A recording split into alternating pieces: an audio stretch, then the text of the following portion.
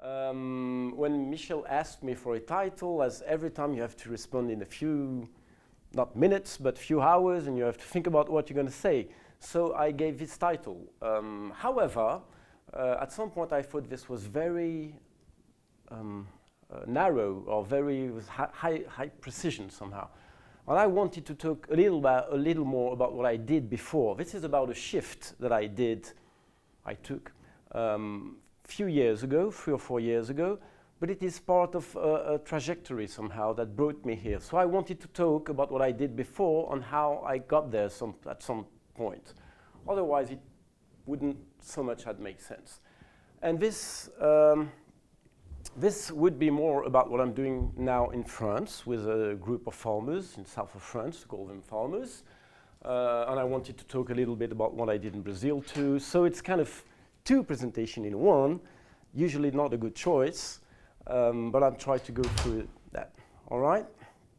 So I'll begin. I don't know who I'm talking to. Probably very diverse people from very different backgrounds and interests, so something basically, Michel talked about agroecology. Nowadays, I use the term agroecology a lot, but I'm coming back to this notion of alternative, saying I would present myself in saying I'm studying alternatives within food and farming.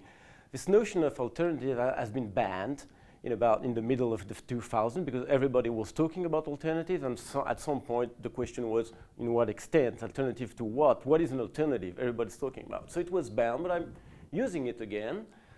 And I would say that my work is about studying situations that in one way or another illustrate alternatives with a tropism for small-scale agriculture, a term that we use here maybe, more in Europe, or family farming, that's a very common term in Brazil, or peasant farming, that is a growing term.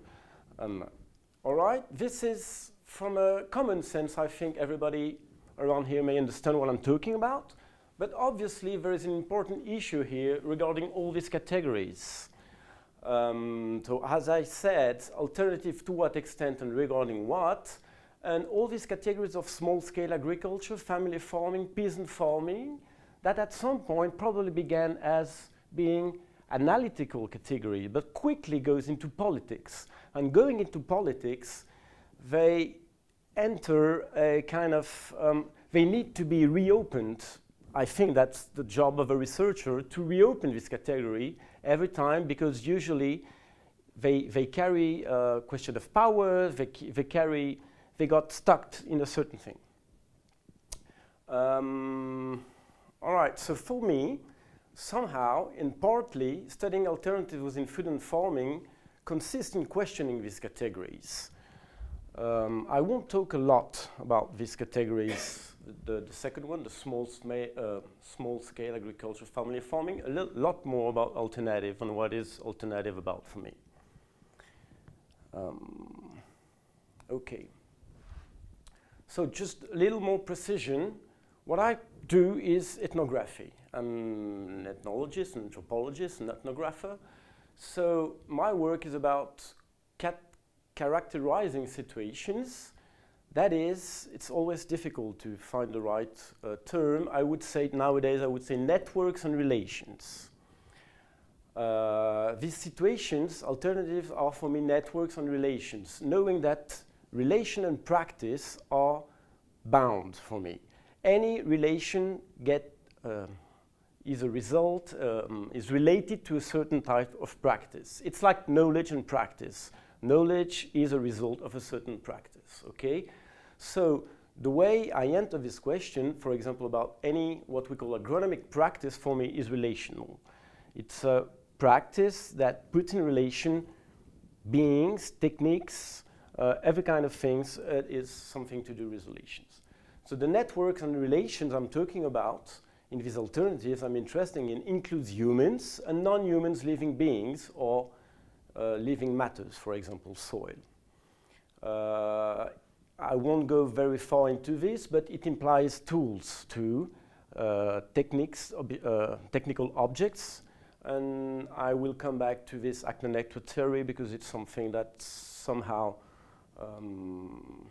is quite in line with the way I talk and I try to unfold these dynamics. So to this situation, I ask them a simple set of questions. What type of sidestepping do they propose? What do this sidestepping imply? And how do this proposition in action fit into the world? How they dialogue, how they friction, how they conflict with what's going on, and what kind of universe, relational universe do they build? This question makes sense only if you have a referential, and then you have two ways, two kind of different, very different referential. One is, I would say, an absolute term. Absolute term is agricultural modernization, both productivist and ecological modernization. This is quite complicated because there are hundreds of ways to talk about modernization. There are a lot of processes put together that consist in or produce the modernization process. So every time you have to really focus on what you're talking about. So it's quite complicated, but still you cannot avoid it. You have to be in it. The other referential is more in situated terms. As it is ethnography, you are studying alternative ways of doing differently the things, let's say, regarding a specific dominant set of practice, network, and relation in a specific place. Yeah, point. Okay, is this clear? More or less. All right, so this is a kind of introduction. Now, very quickly, I've been doing, I would say, 5 major field works in my life. Probably the two biggest one are the first one and the last one that I'm in right now. I won't talk about all of these. It's always difficult to find a title for a network analysis. The first was within my PhD a long time ago. About sheep breeders. I will come back to that. This was in southern France. I will come back to that to illustrate a little bit what I'm talking about. The second was in Brazil, where I've been working from 2006 to 2013, not straight, but I had the first field work of 6 months in São Paulo, in the metropolitan region of São Paulo. With vegetable growers, and then I came back every year, 3 months, 2 months, until I stopped after a few years. So I follow up a little bit what was going on over there. Then I worked again in France a little bit with the CSA scheme in the Parisian metropolitan region and its growth in the 2010. Then I went back to Brazil working with 2 specific networks of natural farming, that is a religious movement coming from Japan, from someone called Mokichi Okada, and the biodynamic networks too. And then that's what I'm doing right now with a network, a group of people that call them peasants. Their group is called Système Agroecologique en Limousin, agroecological system in Limousin. Limousin is a French region, south of France, all right? And I'll come back to that. Okay, so as Michel said, I'm working in between Brazil and France mainly. All right, I'm going to stop a little bit on this. This is my PhD. Just to present you a little what was it. It was in a national park in the south of France, the national park of Cévennes, the only one that at this time was inhabited in its core part, and a lot of activities, agricultural activities, farming activities, and a lot of breeding, sheep breeding to make milk or to produce lamb. And I went there in a project that was more about co-management of biodiversity between the park and the breeders. And I ended working with 2 groups of breeders, sheep breeders. One that had been through the modernization process, local breeders. They had been through the modernization process inside a whole network of extensionists, of race selection. And they had intensified quite a lot their production. They were producing sheep like 3 times a year.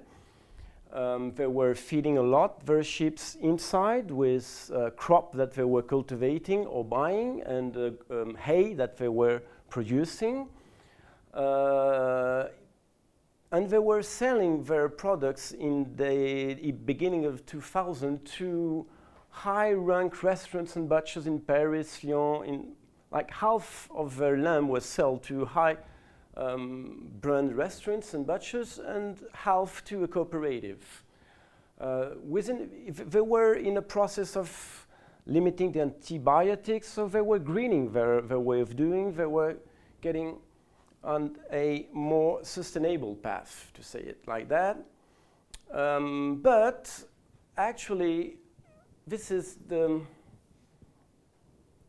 how it looks over there, the landscapes, sorry. And what happened is that they didn't rely for a long time now anymore on this kind of pasture, because this was not considered as being able to feed the sheep for this kind of production that was quite intense. And they were mostly using this kind of thing, that they were opening and trying to work to make artificial grasslands and to produce crops on it. And this enabled them to produce all year long and to send to these restaurants all year long a meat that was always the same. That it was a really white meat, not colored, not a red meat of lamb, a white, so that's what high qualified for the restaurants, but it was always the same meat, and they could, by the practices, produce the same meat outside all these seasonal conditions somehow. On the other way, the other group I worked with were mostly neo-rurals or newcomers, and they were producing lambs outside, feeding them just once per year. They were giving birth to lambs, and they were feeding them mostly on this kind of graze pastures, and not using the minimum, the other. This means that their lambs, and they were selling it to local butchers, to local restaurants, and to people directly around. This means that the meat they were selling was red and was changing color and changing texture and changing quality and changing a lot during all the season, because the grass was changing. It was drying, it was, all right? So there were all the process of negotiation with the butchers, with the restaurant, with the consumers to accept this kind of change, and the uncertainty too, because some lambs were small, some lambs were big, and they were more going through,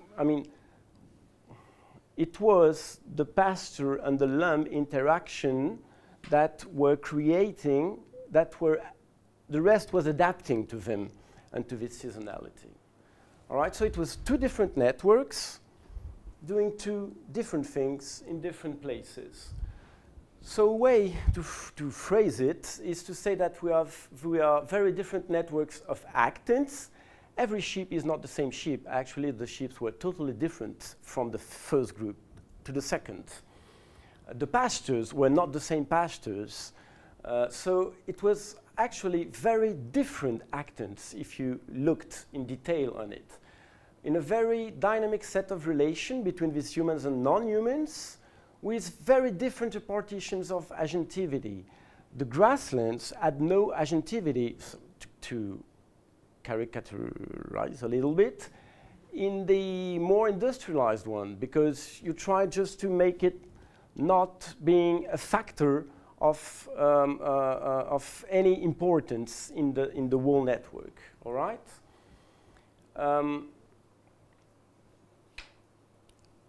Yeah. On one side, it was a lot about controlling in the more industrialized and modern one.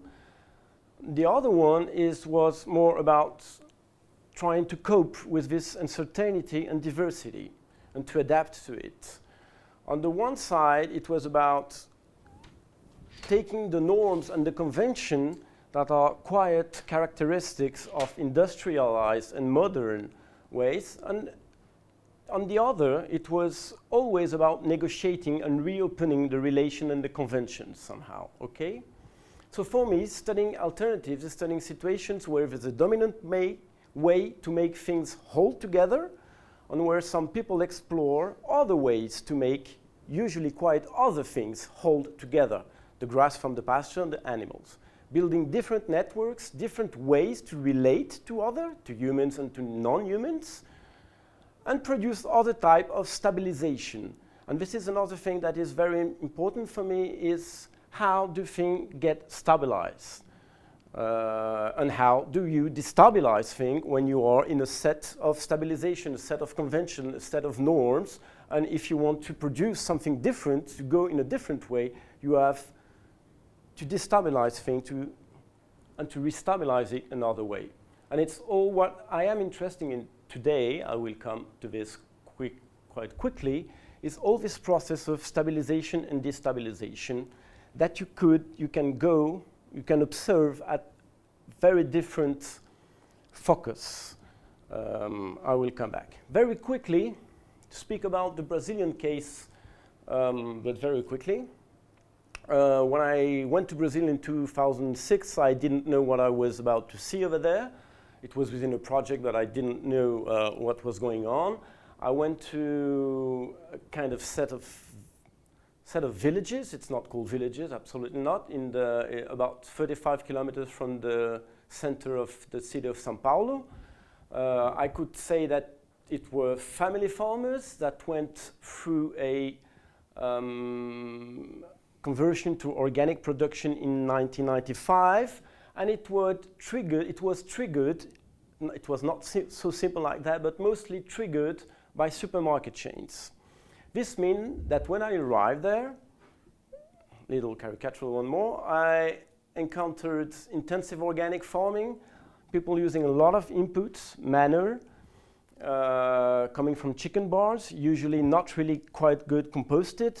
It was very intense, a lot of energy, use of tractor, of water, and it was kind of, they were putting something, cultivating it, taking it out and repeating something and cultivating, so it was quite intense. The rules of the supermarkets were governing. That was the standards, the flux, the norm they had to produce. Every salad all year long with the same flux, with the same quality, with the same norms. And that was, so there is a kind of vertical organization. And it was a lot about controlling again. So they were using a lot of techniques was about controlling things to simplify. It was very simplified actually way to work. But interestingly, in 2007 when I got there, the system partly disrupted. So a lot of them went to alternative things, pathways. They began to connect to other people, other organizations, agronomists, activists, consumers, enter and produce other networks, begin to sell directly in open fair, CSA, a lot of kind of things. In these things, I could observe how the norms were renegotiated all along the way, and how this was lowering the pressure on the fields, on the way they were looking. A very simple example was about cabbage. With the supermarkets, they had to produce cabbage of this size. If it was smaller, they wouldn't buy it. If it was bigger, they would pay lowest price. When they began to work in fair, they could sell all kind of cabbage, all kind of size, because people were happy. And this implies a lot on how you work on your field and how it opens for other possibilities. And this is only for cabbage, so you imagine for a lot of things. So they began to produce more diversity, use less input, more ecological complexity. And it brought a lot of change in working organization too. I won't talk about it. And this kind of farms went to huge transformations. It was all about family reconnecting differently and using people differently and using lands differently in different places. So it was a huge transformation. What interested me at this time is that they were entering an unstable zone where all the relations that were like organized a certain way had to be reopened and renegotiated, all right? So they had to explore, and I got there and I could follow up all this exploration that brought about a lot of diversity of trajectories, because every I don't know if it's farmers, farms, or set of people just try to do the way and to try to, the way it could. So reopening what had been stabilized in a particular way, sneak out of the conventions and produce other ways to make things hold together. That's when my focus on this focus on this exploration and interest in participate to this exploration came about. So now I'm going to talk about what I'm doing right now since 2019. With the first aspect that I went into developed a perspective of collaborative action research that I was not doing before. I was observing and intervening, but not really assuming it. So now I strongly assume it. I'm working with people that I consider that they are exploring new pathways, that they are researchers, differently than I do. And I went to them with this question that what could I bring as an environmental anthropologist? I didn't know what I could bring, actually. I thought they would only need some agronomical thing, technical things, and I was absolutely not skilled for that. But actually, in a very open-ended relation, because we didn't sign anything, I mean, we are just, it's now 4 years working together, and we are doing quite well. These people are mostly once more neo-rurals, mostly because some of them are holders of farms that went through modernization with their parents, and when they got it, they just didn't want to do that anymore, so they make a very radical turn.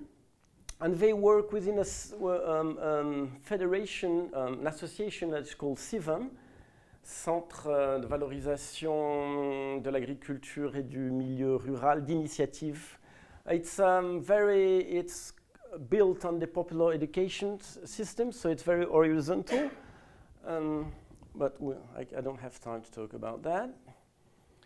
And actually, what I did quickly, the only thing I could do is formalize their exploration.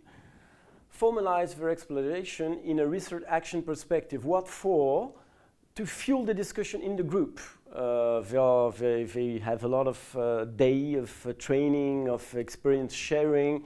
So what I try to do is try to make the young one benefit from the experience of the old one, putting some kind of formalization that could fuel and build some sharing experience day over my perspective, giving them another way to see the things and to phrase the things. From a really different perspective, I would say that it's research action as we are producing together a book, and which is at stake the visibility of what we're doing and the legitimacy of these people doing what they're doing, and to make possibles appear. This is nowadays, I mean, the book is not done. The title is not this one. This could be one of the titles, even if it's very good to sell a book, probably. So there are different chapters of this exploration. Is our collaboration as exploring our collaboration, exploring the scene of the garden and the field. That's what I'm going to talk about today. The system of activity is, I call it economics. How do they make life about it? These people are highly diversity production, and they have different activities, and they always change in what they're doing. They're trying to adapt to new things, try new things. So this is a point, the group. And the last chapter is about what I said is existing outside the frameworks, and it's how do they relate to other organizations around them. All right, so these are a few pictures of what they're doing, so it's quite diverse. Most of them are partly, at least, vegetable growers, but there are fruit producers too. Mushrooms, they produce a lot of mushrooms. They always have chickens. Some have few chickens, some have many chickens. They have rabbits, some few, some many. Some of them, these are the herders, have cows. but usually they got at the beginning about 200 cows and they reduced to 20 to develop other things around. Okay, so it's very highly diversified, usually very complex system, both in terms of ecology and in terms of activity system, how you deal with all these things put together. And I'll come back to that a lot about uncertainty, because what these people have in common is they want to produce living and rich environments. So this means you get in a very complex ecological environment and you cannot control what's going on in these kind of things, even less if you don't use any pesticides, and obviously they don't. They are what we could call quite low-tech people. They are very reflexive when they go into using a certain technology, a certain technique, what they're going to lose and what they're going to win. I'll come back to that. This is very important. And low input, because actually they're trying to be as autonomous as they can, even if this term is not very. All right. Yeah, how do they cope with this diversity, with this complexity, with this uncertainty? How do they explore, how do they test the limits and the possibilities of lowering the control in their fields and gardens? This, for me, brings about working on knowing processes, and not so much on knowledge. I will come back to that. That's a lot about focus on their environmental knowledge, but how they build environmental knowledge, how they get to know who and what they're working with. This is about experiential knowledge a lot, my work nowadays, and a lot we are talking about situated knowledge. It's not about knowing what a snail is, it's about knowing what these snails are, and what are they doing, and how do they relate with these plants, and with my soil, so it's really about what's going on here, and how do they get to know what's going on here, and why do they have this? Because as they do not have a low possibility of control, they have to prevent. They have to know, they have to be attentive, they have to, it's crucial for them to follow up on what's going and know what's going on to be able to make something in there, all right? Yeah, knowing compared to knowledge has something to do for me. For years I've been working on knowledge circulation, on dialogues of knowledge, but I couldn't figure out what was knowledge. It was very difficult for me to describe a knowledge, because a knowledge was, and it's frequently, a knowledge is something that is an object that you can wrap, and that goes from one place to another. Okay, we are building knowledge in the AKIS system, for example, agricultural knowledge and innovation system. It's about interaction, it's about people building knowledge together. But it was very difficult for me to work with this concept of knowledge, and even in anthropology, the environmental knowledge, like the traditional ecological knowledge, is something that has brought a lot of things to indigenous people, for sure in terms of politics, in regaining a certain power on their land, etc. But at some point, as we know, for those who knows, it has been questioned a lot, because it became to be objects that could circulate, that could be valued, and that ended in being somehow totally disclosed to their conditions of production. So what I'm interested in are the condition of production of this situated knowledge by the farmers. And this is interesting too for me, because it brings back individuals at the center of the process. These people I'm working with, they read books. These people I'm working with, they share experiences, they read scientific articles.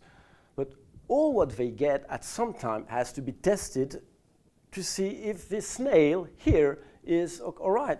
Yeah, that's what they say is doing, but my snail is not doing that. What is your snail doing? So it's about rebalancing this experiential knowledge with a scientific knowledge that has had a lot of importance.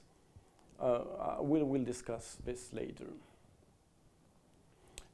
So what I'm doing in the fields and gardening and the gardens is not so much about describing their agronomical practices, but to focus on attention, on knowing, on the conditions that they build to produce attention, to enable attention and enable knowing processes, enable building knowledge. And this is, as I said, a fundamental dimension in their work, because the more you lower the control, the more you need to know your environment, the living beings, the matters you are involved with, the situated ecology you are part of. In a complex, this is very basic, in a complex agroecological system there is no conventional response, because every problem is different, situated responses to situated problems. So develop strong abilities to sense, follow up, and produce the conditions for these abilities to develop. That's what I was interested in, because it was very at stake for them too, for all these new incomers, or all these people that were changing their activities. They just didn't know how to do. This is a very broad concern about all these networks, alternative networks, because of these people, young or older, just want to go back to the land and work with it a very flourishing way, but it's very complex, and you have to build some knowledge on what kind of skills, maybe more than knowledge, could you build. One of the concepts that I've been using a lot is the concept of routine that I didn't know before somehow. Routine is very interesting because it's really about closing and opening. A routine is something you close, something closed, but every routine is both closed and open. You can reopen a routine, and when you reopen a routine, it means that you suddenly take attention to what's going on, something different that comes, and that you will change your routine with it. So routine and creation are the two poles of the same process, actually. And routines is our base of life. It's not like conventions, but it ends in closing the relation we have, all right? It's closing relation. The interesting thing with routine is that automatization is the delegation of routinized action to a machine. Is that all right? It's a routine, you routinize, you don't want to do it by yourself, but the machine, except now the very intelligent ones, but even though, they will do the same thing, regarding less if something changes in the environment. So automatization achieves gains in labor and productivity, for sure, but has a cost, losing the capacity to adapt to changing environments, to changing situations. The capacity to sense, you lose the capacity to sense the changes that open to the possibility to change your action. And that's where we can go to a first example. This is Andy, he's English, he's British. At this time, he was installed, he bought a piece of land, meadow, 10 years ago, let's say, and he began with a few things, because he didn't have any money, so he bought 2 hectares. So he began with a little potager, and then he grew up. Now he's cultivating about 2 hectares, but a lot in fruits, because at the beginning, all these people, they begin in planting fruits for the future. So let's say that it's 1 hectare of vegetables and 1 hectare of fruits, more or less. He didn't have money, so he began using this watering cans to, and then he grew, and at some point, after 5 years, it was very big, and it took him a lot of time to water can by himself, his things. And he had some money, so he thought, okay, I'm going to invest in the irrigation system. But that's the story he says. He says, no, finally, he reflected, thought a little bit, and he thought, no, I'm not going to do that, because I'm going to lose too much. So what he did, very interestingly, the place he bought had a pond and a water source. And this is a pump, with non-energy pump, And so this brings the water uphill, and then the waters go down, and then the waters go through kind of canals, and these are water tanks, small water tanks like that he did put everywhere. And nowadays, he continues to work in water canoeing all his plot. With this installation, it enables him not to do more than 50 meters with the water canoeing things. And the reason is very simple, that is, he noticed that that was a way for, even if he, in summer, it can take him 2.5 hours every day, usually for 2 or 3 weeks, and then it slows down. Huh? But for him, it's crucial because it enables him to go all the way around, to watch the things, and to watch things that to go to places he wouldn't go because some vegetables are not in the season vegetables. And if you just catch by the hurry of the season of production, you just let them.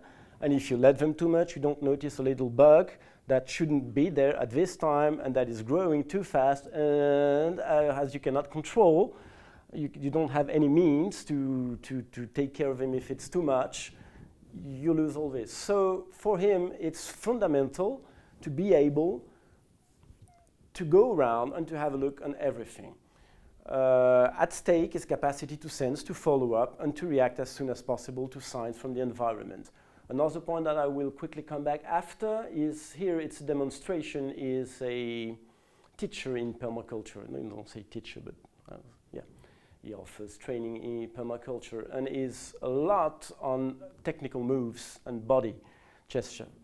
Obviously, because these are like 15 kilograms watering cans, and if you do this for 2.5 hours every day, if you are not very sharp in how you use your body doing that, you just broke. And this is another very important problematic in these groups of alternative farmers.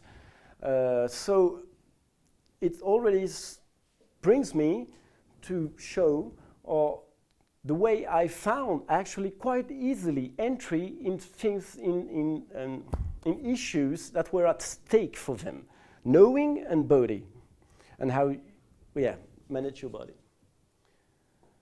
Another example is Jan. Jan is quite famous too. Quite famous people in this group. He's famous because he's following the natural farming of Fukuoka, and he's one of the most famous in France in doing this. He is teaching too. Okay, so let's say that basically it doesn't work his soil, no tillage at all. As some may know, this implies a lot of kind of tricky moments. One of the tricky moments, the most important moments is in October or September when he implant his cover of vegetation that after he will roll up, and that will make his like a thick, dry mulch, and then he will plant, all right?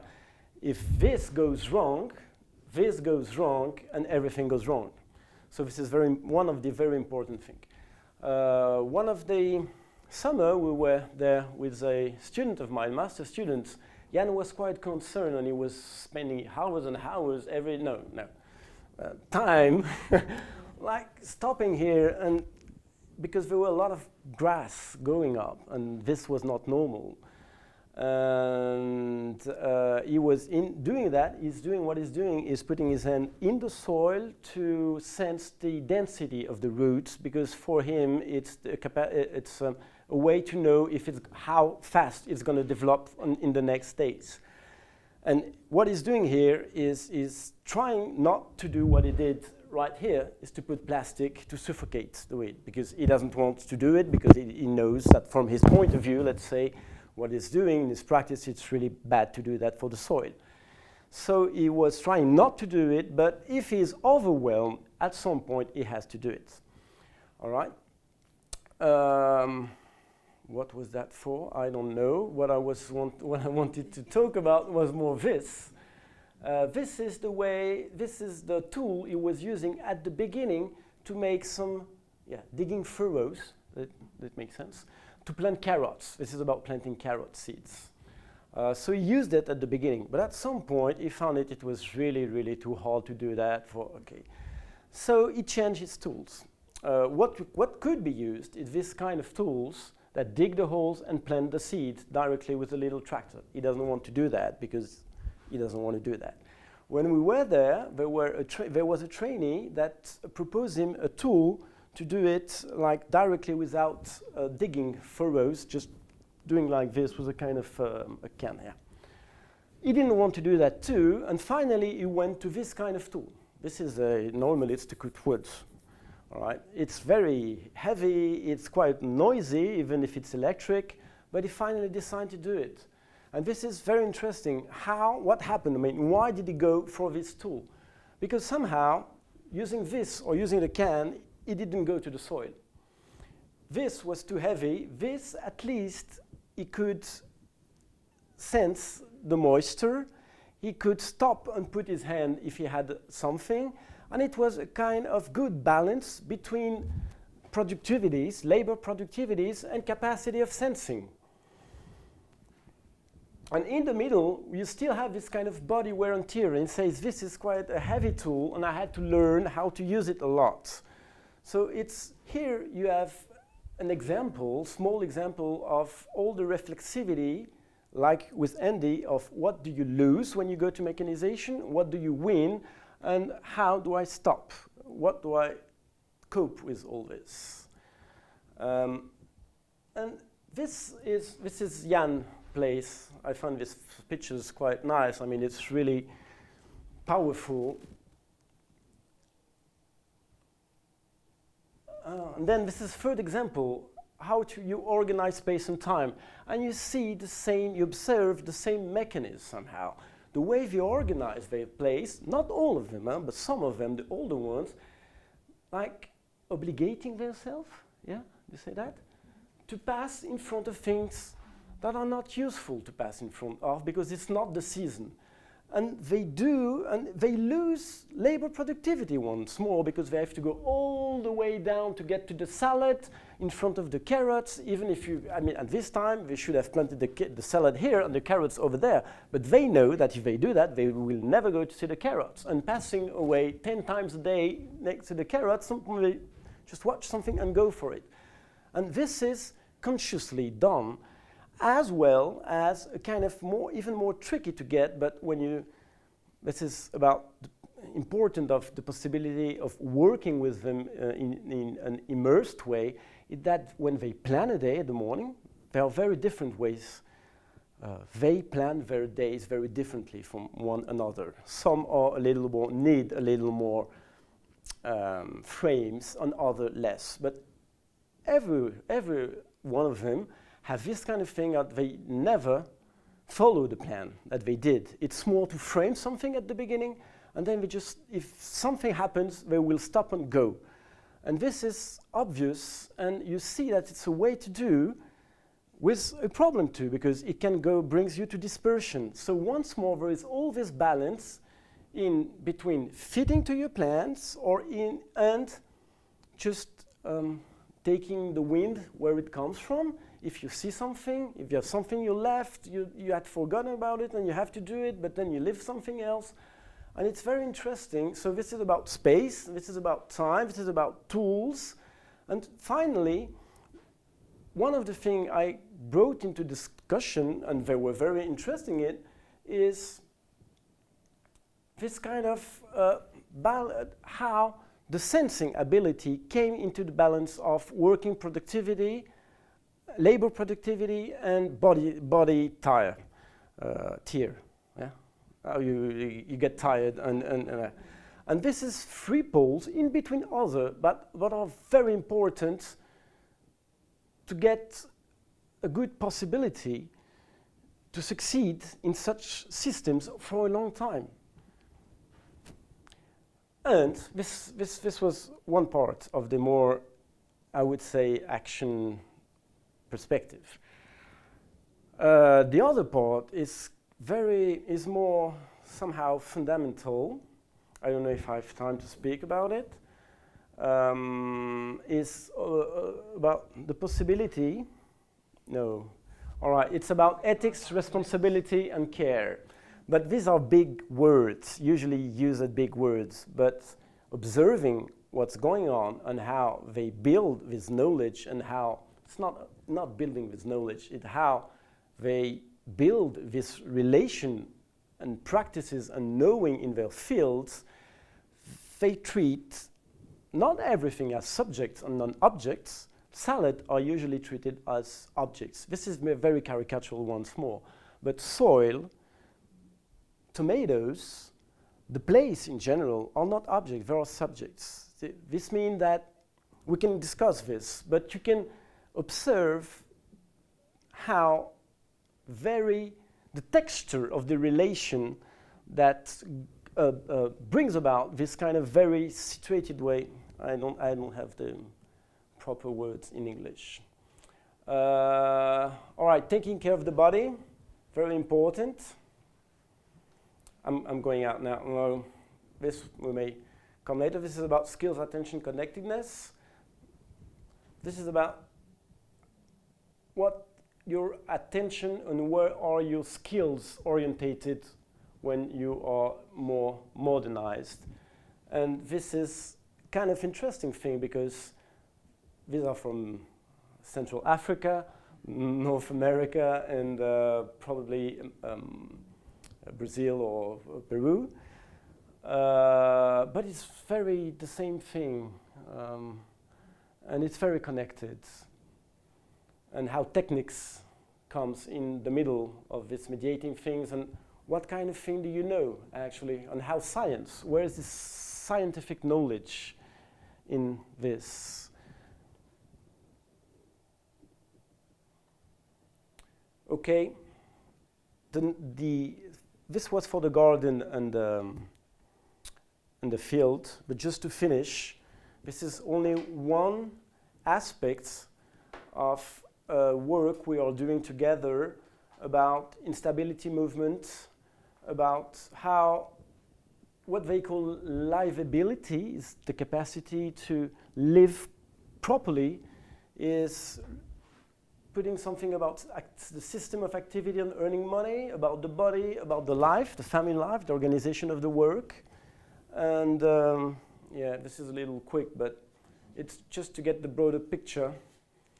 And finally, what is here are the institutions, the agricultural institutions, and how at some point all this has to connect or not to these institutions, and how do you change the frames of the institutions to enable this kind of experience to do what? To be examples. They are avoiding institutions, some of them. Others are trying to go into the institutions and to get some recognition of the institutions, to change the legal frames. What is a farmer?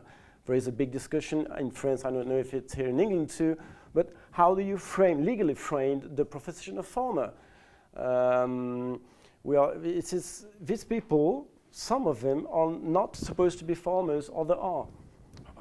All right, I'm going to stop here.